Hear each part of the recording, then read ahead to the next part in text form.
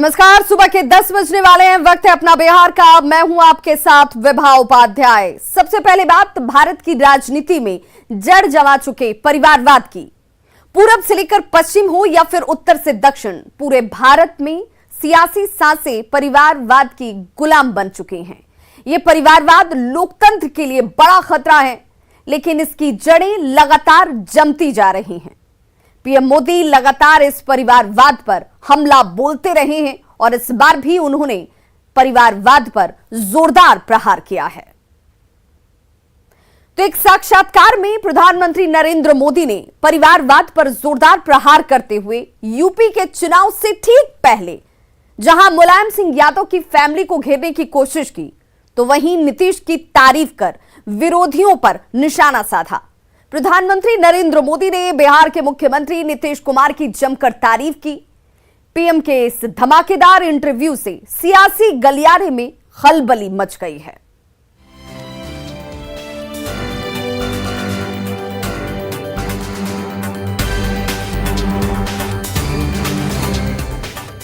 प्रधानमंत्री नरेंद्र मोदी ने वंशवाद की राजनीति करने वालों पर बड़ा प्रहार किया है।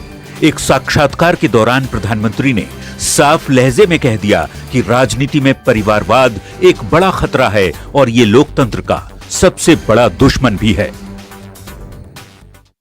ये लोग देखिए, पूरा परिवार। मुझे एक बार किसी ने चिट्ठी भेजी थी, मैं तो भूल गया आज। उन्होंने कहा कि इनके परिवार से, ये सपा जो है उत्तर प्रदेश का, 45 लोग ऐसे थे जो किसी न किसी पद पर थे। तो परिवार में 25 साल की उम्र के करीब करीब सभी व्यक्ति को चुनाव लड़ने का मौका दिया गया है। क्या ये परिवारवाद का लोकतंत्र के लिए खतरा है? इसलिए मैं कह रहा हूं। यही नहीं, प्रधानमंत्री ने मुलायम सिंह यादव के समाजवाद पर सवाल खड़े करते हुए बिहार के मुख्यमंत्री नीतीश कुमार की जमकर तारीफ की। प्रधानमंत्री ने कहा कि बिहार में वे नीतीश जी के साथ काम कर रहे हैं, वो भी समाजवादी रह चुके हैं। क्या नीतीश जी के परिवार का कोई सदस्य बिहार की सियासत में है? लोहिया जी का परिवार कहीं नजर आता है क्या? वो भी तो समाजवादी थे। जॉर्ज फर्नांडिस का परिवार नजर आता है क्या? वो भी समाजवादी थे। नीतीश बाबू हमारे साथ काम कर रहे हैं, वो भी तो समाजवादी हैं। परिवार कहीं नजर आता है क्या? ये समाजवादी लोग हैं। एएनआई के साथ विशेष साक्षात्कार में प्रधानमंत्री ने उत्तर प्रदेश में समाजवादी पार्टी को फर्जी समाजवाद की संज्ञा दी। नीतीश कुमार की जमकर तारीफ की, जिससे बिहार एनडीए के नेताओं की बाँछें खिल गई। जेडीयू गदगद है तो बीजेपी भी नीतीश कुमार को असली समाजवादी बता रही है। राजनीतिक विमर्श में माननीय नीतीश कुमार जी के व्यक्तित्व को रेखांकित करते हुए जो उन्होंने प्रशंसा की है, यह निश्चित रूप से सच को कबूल करना और लोकतंत्र के इस संक्रमण काल में नई पीढ़ी को एक नया संदेश कि ऐसे नेता जो समाजवादी आंदोलन से जुड़े हैं और परिवारवाद जैसी राजनीतिक जो चुनौती है उसका मुकाबला कर रहे हैं। प्रधानमंत्री नरेंद्र मोदी जी ने समाजवाद का ठीक उदाहरण दिया है। जिन लोगों का उन्होंने जिक्र किया है, लोहिया जी, जॉर्ज फर्नांडिस, नीतीश कुमार, जो समाजवाद के असली प्रणेता हैं, समाजवाद को जमीन पर सही तरीके से उतारने का काम जिन्होंने किया है। वहीं पीएम के हमले से बैकफुट पर आई विपक्षी पार्टियों के नेता परिवारवाद को लेकर सफाई देते फिर रहे हैं। सुन लीजिए। हम भी परिवारवाद के खिलाफ हैं। आज बीजेपी में परिवारवाद नहीं है। मैं कितने लोगों का नाम गिनाऊं जो परिवारवाद नहीं कर रहे हैं। और हमारे पार्टी, चाहे कोई भी पार्टी, अगर उसमें सक्षम कोई व्यक्ति है और लायक है, एबिलिटी है उसमें, तो राजनीति का बेटा, अगर मुख्यमंत्री का बेटा मुख्यमंत्री बन जाता है तो उसमें परिवारवाद का क्या सवाल है?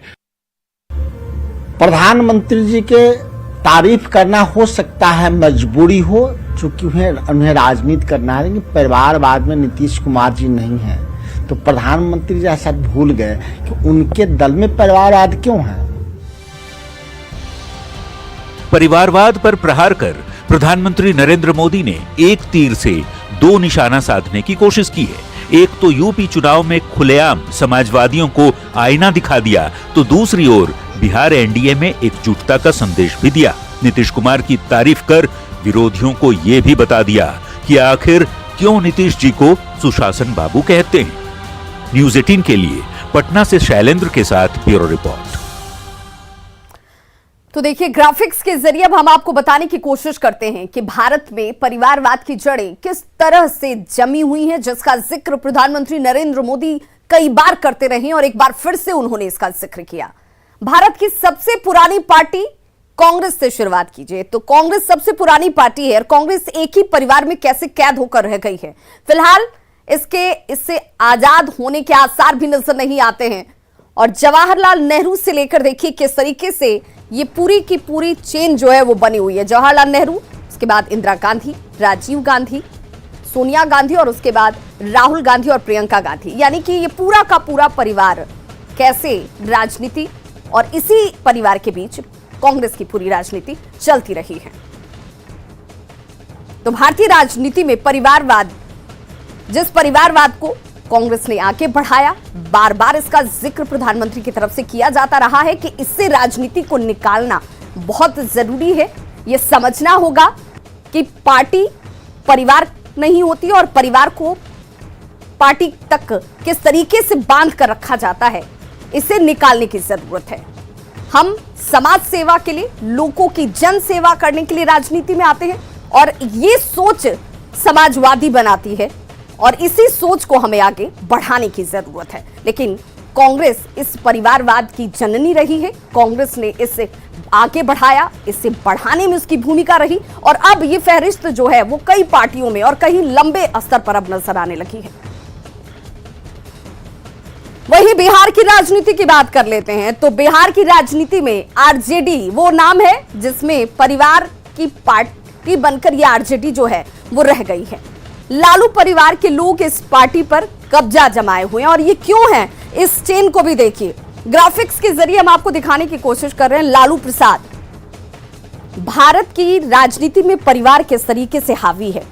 लालू प्रसाद, राबड़ी देवी और उनके बाद परिवार के अंदर दोनों पुत्र और फिर मीसा भारती जो कि बड़ी बेटी हैं, उनका नाम भी आप देख पा रहे होंगे। तेज प्रताप सबसे बड़े बेटे, तेजस्वी यादव आपको नजर आ रहे होंगे कि जो छोटे बेटे हैं और मीसा भारती जो राजनीति में अपने आप को कई स्तरों पर, कई जगहों पर सक्रिय दिखाती भी रही हैं। और इसी के इर्द गिर्द बिहार में आरजेडी की राजनीति जो है वो घूमती है। इसी नाम के इर्द गिर्द बड़ी जिम्मेदारियां, बड़ी भूमिकाएं निभा जाती हैं और हर तरह के फैसले इन्हीं के बीच होते हैं। सवाल इसीलिए कि क्या पार्टी के अंदर दूसरे शीर्षस्थ नेताओं की कोई भूमिका नहीं, क्या उन्हें यह जिम्मेदारी नहीं दी जानी चाहिए, क्या उनको पार्टी को लेकर आगे चलने या बढ़ने का उनका तजुर्बा सिर्फ तजुर्बे तक ही रह जाता है? क्यों आरजेडी इस परिवार के बाहर नहीं निकल पाती? और एक बार देखिए, ये परिवारवाद जिसका जिक्र प्रधानमंत्री की तरफ से किया जाता रहा है कि इसे एक चेन, इस गूढ़ता को तोड़ने की जरूरत है जो अंदर तक घर कर चुकी है और भारत की राजनीति के लिए बड़ा दुष्प्रभाव छोड़ती हैं। और इसी परिवारवाद से हमें बाहर निकलना होगा। इस राजनीति को आगे ले जाने की जरूरत है। क्षमता के अनुरूप अगर आपके अंदर काबिलियत है, चाहे आप युवा हो या फिर आप वरिष्ठ हो, वो जिम्मेदारी उन सभी लोगों तक जानी चाहिए। लेकिन कुछ पार्टियां हैं जो परिवार के इर्द गिर्द ही सीमित होकर रह गई हैं और राजनीति का मतलब उस परिवार और परिवार के अंदर के लोगों तक ही सीमित हो जाता है। बिहार से आगे निकलिए, झारखंड जो कि अब बिहार से अलग राज्य हो चुका है, झारखंड की राजनीति की भी बात कर लेते हैं। तो यहां पर भी अगर झारखंड में जेएमएम की बात की जाए तो ये भी सिर्फ दो चेहरों में ही सिमटकर पार्टी रह गई है। शिबू सोरेन परिवार का कब्जा है जेएमएम पर और जेएमएम में शिबू सोरेन और उनके सुपुत्र हेमंत सोरेन जो कि इस वक्त झारखंड के मुख्यमंत्री के तौर पर अपनी भूमिका अदा कर रहे हैं। इसी नाम के इर्द गिर्द जेएमएम पार्टी जो है वो सीमित है और इसी में राजनीति घूमती रही है। यही राजनीति का झारखंड में जेएमएम की राजनीति की अगर बात की जाए तो यही वो दो चेहरे हैं, इन्हीं के इर्द गिर्द पूरी की पूरी पार्टी और राजनीति चल रही है। उत्तर प्रदेश की बात करते हैं। उत्तर प्रदेश में आज पहले चरण का चुनाव भी हो रहा है। उत्तर प्रदेश इस वक्त सबसे ज्यादा चर्चाओं में, जिसका जिक्र भी प्रधानमंत्री नरेंद्र मोदी की तरफ से किया गया। चुनाव से पहले उन्होंने कहा कि परिवारवाद की परिभाषा देखनी हो और कैसे ये परिवारवाद हमारी इस राजनीति को गंदा करे जा रहा है, उसका एक ज्वलंत उदाहरण उत्तर प्रदेश में भी देखिए, जहां आज विधानसभा चुनाव की शुरुआत हुई है पहले चरण की। प्रमुख पार्टी एसपी और एसपी पर मुलायम सिंह परिवार का कब्जा रहा है। ये हम क्यों कह रहे हैं, जरा इन ग्राफिक्स के जरिए और इन चेहरों को जिसे आप भलीभांति जानते पहचानते भी हैं। मुलायम सिंह यादव सबसे बड़े मुखिया के तौर पर जिनसे एसपी की पहचान है, उनके बाद अखिलेश यादव को जिम्मेदारी मिलती है। उनकी पत्नी डिंपल यादव आपको नजर आ रही होंगी, तेज प्रताप और अपर्णा यादव। हालांकि अब अपर्णा यादव जो हैं वो बीजेपी में शामिल हो चुकी हैं। उन्होंने भी कहा कि जिस तरीके से प्रधानमंत्री नरेंद्र मोदी की कार्यशैली रही है, जिस तरीके से हिंदुत्व को लेकर उनकी सोच रही है, जिस तरीके से देश को एक परिवार और परिवार ये देश में काम करने वाले तमाम लोगों और उनकी भूमिका, उनके अपने अपने कार्य कुशलता और क्षमता के अनुरूप उनकी तरफ से आपकी और नापी जाती है, यही कार्यशैली उन्हें पसंद आती है और इसीलिए एसपी से बाहर निकलकर उन्होंने बीजेपी का दामन थाम लिया। ये वो राजनीति के चेहरे हैं जो कि सिर्फ उत्तर प्रदेश की अगर बात करें तो परिवारवाद का एक ज्वलंत उदाहरण है, जिसकी चर्चा बार बार की भी जाती है। यूपी की ही एक और पार्टी है, पार्टी आरएलडी। अब आरएलडी का जब भी जिक्र आता है तो भारत में पारिवारिक राजनीतिक की अगर बात करें तो आरएलडी पर चौधरी चरण सिंह के परिवार का कब्जा रहा है। चौधरी चरण सिंह से शुरुआत कीजिए और उसके बाद देखिए अजीत सिंह और जयंत चौधरी। यही वजह है कि पीएम मोदी लगातार इस परिवारवाद को तोड़ने की बात करते रहे हैं, इससे बाहर निकल की बात करते रहे हैं। समाजवादी अगर आप अपने आप को कहते हैं, समाज के लिए काम करना चाहते हैं, राजनीति में आना चाहते हैं, तो सोच आपकी व्यापक होनी चाहिए, जन सेवा की भावना होनी चाहिए और सिर्फ कथन में नहीं, आप लोगों के हित में काम करें, परिवार से बाहर निकलकर काम करें। इसका जिक्र उनकी तरफ से किया जाता रहा है और भारतीय राजनीति में परिवारवाद का आरएलडी भी उदाहरण रहा है। जम्मू कश्मीर का रुख कर लीजिए तो जम्मू कश्मीर में भी नेशनल कॉन्फ्रेंस, जिस पर अब्दुल्ला परिवार का हमेशा से कब्जा रहा है और परिवारवाद का ये परिवार कह लीजिए या ये पार्टी कह लीजिए जिसे नेशनल कॉन्फ्रेंस के नाम से आप जानते हैं, उसमें शेख अब्दुल्ला से इसकी शुरुआत होती है, फारूक अब्दुल्ला और उसके बाद उमर अब्दुल्ला। सवाल यही कि क्या अब्दुल्ला परिवार से बाहर नेशनल कॉन्फ्रेंस का कोई वजूद नहीं है? क्या उसके बाहर लोगों के लिए इसमें स्थान नहीं है? क्या ये पार्टी सिर्फ इन्हीं चेहरों के इर्द गिर्द घूमती रह जाएगी? ये सवाल इसलिए क्योंकि परिवारवाद जिसका जिक्र किया जाता है कि पार्टियों को इससे बाहर उबरने की जरूरत है, निकलने की जरूरत है, ये भूमिका, दायित्व, ये सारी चीजें दूसरों को क्यों नहीं हासिल होती हैं? ये सवाल इसीलिए पैदा करता है क्योंकि कई मौकों पर जब भी बात चेहरे और दायित्व की आती है तो इन्हीं लोगों के इर्द गिर्द राजनीति जो है वो घूम कर रह जाती है पार्टी की।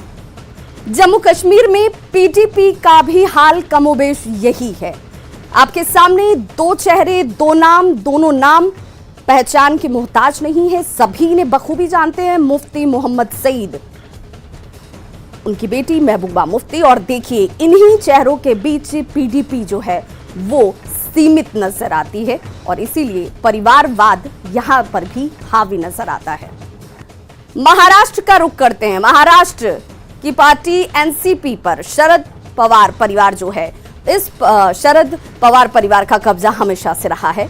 एनसीपी की बात करें तो यहां पर शुरुआत शरद पवार से अगर कीजिएगा तो उसके बाद ये कड़ी आगे बढ़ती तो जरूर है लेकिन परिवार से बाहर नहीं निकल पाती, ये चेन अंदर ही घूमती रहती है। और देखिए कैसे ही शरद पवार से अजीत पवार को भूमिका दी जाती है, उन पर विश्वास किया जाता है, उन्हें जिम्मेदारी दी जाती है और उसके बाद सुप्रिया सूले नाम जुड़ता है युवा चेहरे के तौर पर, भरोसा किया जाता है युवा पर, लेकिन ये युवा भी परिवार के अंदर का ही, उसी पर ये जिम्मेदारी और उसी पर भरोसा भी। तो क्यों है ऐसी स्थिति, ये सवाल जरूर पैदा होता है। तेलंगाना की बात करते हैं। तेलंगाना की राजनीति में टीआरएस पर के चंद्रशेखर राव के परिवार का कब्जा है। ऐसा हम क्यों कह रहे हैं, इस ग्राफिक्स के जरिए जरा आप समझिए। के चंद्रशेखर राव जिनके ऊपर इस वक्त तेलंगाना, यहां पर लोगों ने भरोसा जताया मुख्यमंत्री की भूमिका के तौर पर इस वक्त निर्वहन करते हुए अपने दायित्वों का, और यहां पर भी परिवार कैसे हावी है, के चंद्रशेखर राव, उसके बाद के कविता और केटी रामाराव। ये वो स्थिति है जिस बीच यहाँ की राजनीति भी परिवार में ही समाहित होकर रह जाती है। इसके बाहर वो देख नहीं पाती या जानबूझकर देखना नहीं चाहती है और इसीलिए परिवारवाद से बाहर निकलने की बात की जा रही है। भारत के अंदर कैसे पारिवारिक पार्टियां जो हैं वो सीमित बनकर रह गई हैं और इन्हीं के इर्द गिर्द उन पार्टियों का वजूद नजर आता है। सवाल ये कि आने वाले बड़े चेहरे, तजुर्बेकार चेहरे दूसरे भी हैं। उन पार्टियों में लंबे अरसे तक काम करने वाले लोगों की फहरिस्त लंबी होती है, लेकिन उन्हें ये जिम्मेदारी, वो विश्वास नहीं दिया जाता। कई ऐसे युवा चेहरे हैं जिन्होंने कई मौकों पर इन पार्टियों को विजयश्री हासिल कराई है। उनका लोगों के साथ जुड़ाव ज्यादा रहता है, लोगों के बीच उनकी पैठ ज्यादा होती है, लेकिन इसके बावजूद उन्हें जिम्मेदारी नहीं दी जाती। तो सवाल उठना लाजमी है कि क्यों पार्टी का मतलब परिवार और परिवार पार्टी तक बनकर सीमित। कर्नाटक की बात कर लेते हैं। कर्नाटक की प्रमुख पार्टी है जेडीएस। आप बखूबी से जानते होंगे। आपके सामने ग्राफिक्स के तौर पर चेहरे भी हैं। डीसी रमन्ना और रेवन्ना, इन दो चेहरों को हमने नहीं दिखाया है, सिर्फ यहां पर एक सांकेतिक रूप देने की कोशिश की गई, लेकिन नाम से आप बखूबी वाकिफ हैं। जेडीएस पर पूर्व प्रधानमंत्री एचडी देवगौड़ा की पार्टी का कब्जा है। JDS, HD Deve Gowda, HD Kumaraswamy, DC Ramana, Revanna और निखिल प्रज्वल, ये वो नाम है जहां देखिए बड़े चेहरे से लेकर एचडी देवगौड़ा से शुरुआत जरूर हुई, एचडी कुमारस्वामी और उसके बाद डीसी रमन्ना, रेवन्ना और निखिल प्रज्वल, लेकिन इन्हीं के बीच ये परिवार की पार्टी जो है वो घूम रही है। आंध्र प्रदेश तेलंगाना की प्रमुख पार्टी टीडीपी, इस टीडीपी पार्टी का भी जिक्र यहां जरूर किया जाएगा क्योंकि टीडीपी पर चंद्रबाबू नायडू के परिवार का कब्जा है। टीडीपी की अगर बात करें तो एनटी रामाराव, चंद्रबाबू नायडू और फिर नारा लोकेश, ये वो नाम है जहां पर टीडीपी सीमित हो जाती है। यूं कहें कि शुरुआत होती है और यहीं पर आकर खत्म हो जाती है और आगे अगर ये चेन बढ़ेगी आने वाले सालों में, आने वाले वक्त में, तो भी इस परिवार के अंदर ही ये चेन घूमती नजर आएगी। और इसीलिए भारत की पारिवारिक पार्टियां कैसे अपने अंदर ही पार्टी को समाहित रख लेती हैं, इसी को पार्टी का वजूद बना देती हैं। पार्टी की सच्चाई यहीं तक रह जाती है और बड़ी भूमिका सिर्फ पार्टी के अंदर निकलने वाले चेहरों तक ही दी जाती है। तो सवाल यही कि परिवारवाद से आखिर ये पार्टियां बाहर कब निकलेंगी। डीएमके, एम करुणानिधि, एम के स्टालिन, उदयनिधि स्टालिन, ये पार्टियां चुनाव लड़ती हैं लोकतंत्र के नाम पर, लेकिन इन पार्टियों में ही लोकतंत्र नहीं है। जिस लोकतंत्र की सबसे बड़ी खूबसूरती होती है लोगों के साथ, उनके विश्वास के साथ, सबको साथ लेकर चलने की, सब पर भरोसा जताने की, सबको दायित्व देने की, वो ये लोकतंत्र की परिभाषा जब कुछ खास पार्टियों, कुछ खास चेहरों पर आती है तो वही खत्म हो जाती है। ऐसे में ये पार्टियां लोकतंत्र के लिए किस कदर खतरा है सहजता से समझा जा सकता है। प्रधानमंत्री यही बात बार बार कह रहे हैं कि हमें इस परिपाटी को खत्म करने की जरूरत है, हमें इस ट्रेंड को तोड़ने की जरूरत है, हमें इस बात को समझने की जरूरत है कि आज हम जिस जनसेवा में, जिस राजनीति का हिस्सा बने हैं, उस राजनीति में सबकी सहभागिता, सबका साथ और सबका विकास और सबका विश्वास जो है वो जोड़ने की जरूरत है। परिवार से बाहर पार्टी को निकालने की जरूरत है। और पटना से इस वक्त बड़ी खबर आ रही है सूत्रों के हवाले से। ये बड़ी खबर, पूर्व सीएम राबड़ी देवी आरजेडी की राष्ट्रीय अध्यक्ष बन सकती हैं। देखिए, ये भी वो परिवारवाद का ही एक उदाहरण है जहां पर अब चर्चा सूत्रों के हवाले से ही सही, लेकिन ये होती हुई कि पूर्व सीएम राबड़ी देवी आरजेडी राष्ट्रीय अध्यक्ष बन सकती हैं, जिसका ऐलान आज कार्यकारिणी की बैठक जब सुबह 11 बजे से शुरू होने वाली है तो उसके बाद लालू प्रसाद यादव की तरफ से घोषणा के तौर पर सामने आ सकती है। हालांकि तेजस्वी यादव के नाम की चर्चा लगातार चल रही थी, जिसे राबड़ी देवी ने भी खारिज करने की कोशिश की। लालू प्रसाद ने भी कहा कि कोई तथ्य नहीं है, कोई सच्चाई इसमें नहीं है। अब ये देखना होगा कि जब आज लालू प्रसाद की तरफ से इस कार्यकारिणी में बोला जाएगा तो क्या कुछ कहते हैं वो। क्या एक बार फिर से, चूंकि मुख्यमंत्री के तौर पर राबड़ी देवी ने इससे पहले जब लालू प्रसाद की अनुपस्थिति में भूमिका अदा की थी, तो क्या एक बार फिर से राबड़ी देवी को यह बड़ी जिम्मेदारी देकर पार्टी और परिवार दोनों के बीच के कलह को शांत करने की कोशिश की जाएगी आरजेडी के राष्ट्रीय अध्यक्ष की भूमिका देने के साथ लालू प्रसाद की तरफ से। हालांकि तेजस्वी यादव के नाम की चर्चा अब भी की जा रही है, ये नाम अभी बरकरार है, इस पर पूर्ण विराम नहीं लगाया गया है और बहुत जल्द कहा जा रहा है कि आरजेडी राष्ट्रीय अध्यक्ष के नाम की घोषणा संभव है। तो आरजेडी की राष्ट्रीय कार्यकारिणी की आज बैठक आयोजित की गई और बैठक को लेकर तैयारियां जो हैं पूरे जोर शोर से की जा रही है। आरजेडी नेताओं का यह कहना है कि आज की इस बैठक में पार्टी को लेकर कई अहम निर्णय लालू प्रसाद यादव की तरफ से लिए जाएंगे। देखिए संवाददाता अमित कुमार की यह खास रिपोर्ट। राष्ट्रीय अधिवेशन जो है वो आज पटना में आयोजित किया गया है और यहाँ देख सकते हैं कि ये यहाँ पे तैयारी जो है वो जोर शोर से चल रही है। 11:30 बजे से ये राष्ट्रीय अधिवेशन जो है वो शुरू होगा और यहाँ पे जो हर राज्यों से जो लोग हैं, आरजेडी के कार्यकारिणी के जो सदस्य हैं, उनके साथ साथ अन्य जो बड़े नेता हैं, बड़े चेहरे हैं, वो इस राष्ट्रीय कार्यकारिणी में शामिल होने के लिए आ रहे हैं और अत्यधिक लोग पटना पहुंच चुके हैं। तो ऐसे में यहाँ पे ये सिटिंग अरेंजमेंट भी किया गया है। उसके साथ साथ जो तैयारी है वो पुरजोर तरीके से चल रही है। आप देख सकते हैं यहाँ पे तमाम जो नेता हैं वो पहुंचने शुरू हो गए हैं। दीप प्रज्वलित होगा और उसके साथ ही लालू प्रसाद यादव चूंकि ये दीप प्रज्वलित करेंगे तो उसके लिए भी यहाँ व्यवस्था की गई है। तो हमारे साथ मौजूद हैं आरजेडी के नेता है, बात करते हैं। ये बताइएगा कि जो राष्ट्रीय कार्यकारिणी उसकी तैयारी में जुटे हुए हैं, मोटिव क्या है और किस तरह से पार्टी और मजबूत होगी, इसको लेकर लालू जी क्या कुछ संदेश देंगे? राष्ट्रीय जनता दल के राष्ट्रीय कार्यकारिणी की बैठक है, उसमें हमारे माननीय आदरणीय राष्ट्रीय अध्यक्ष श्री लालू प्रसाद जी उपस्थित रहेंगे, माननीय नेता प्रतिपक्ष रहेंगे और सभी माननीय जो पूरे देश के जो विभिन्न राज्यों के माननीय मेरे प्रदेश अध्यक्ष हैं, माननीय विधायक, माननीय सांसद, पूर्व सांसद, सारे डेलीगेट्स जो हैं सारे लोग रहेंगे। तेजस्वी यादव जी के नेतृत्व में पूरे बिहार के तमाम बेरोजगार नौजवान, किसान, व्यवसायी, अल्पसंख्यक सभी समुदाय के लोग A to Z की पार्टी राष्ट्रीय जनता दल को मानती है और तेजस्वी यादव के नेतृत्व में राष्ट्रीय जनता दल काफी मजबूत होगा। चलिए, तो काफी मजबूत होगा राष्ट्रीय जनता दल, ये कहना है आरजेडी की दो नेता हैं जिन्होंने बताया कि एक इस राष्ट्रीय कार्यकारिणी में जो फैसले होने हैं उसको लेकर के लालू प्रसाद यादव जो है वो आज निर्णय लेंगे और उसे सब मानेंगे। तमाम पार्टी के जो लोग हैं उसे स्वीकार करेंगे। और दूसरे जो है युवा नेता, उनका कहना है कि तेजस्वी यादव के नेतृत्व में जिस तरह से पार्टी ने 2020 में अपने आप को मजबूत और सशक्त किया, वैसे ही आगे भी जो है आरजेडी मजबूत होती रहेगी। कैमरा पर्सन अजय दुबे के साथ अमित कुमार, न्यूज़ 18 पटना। तो खबरों का सिलसिला लगातार जारी है, आप देखते रहिए न्यूज़ 18 बिहार झारखंड।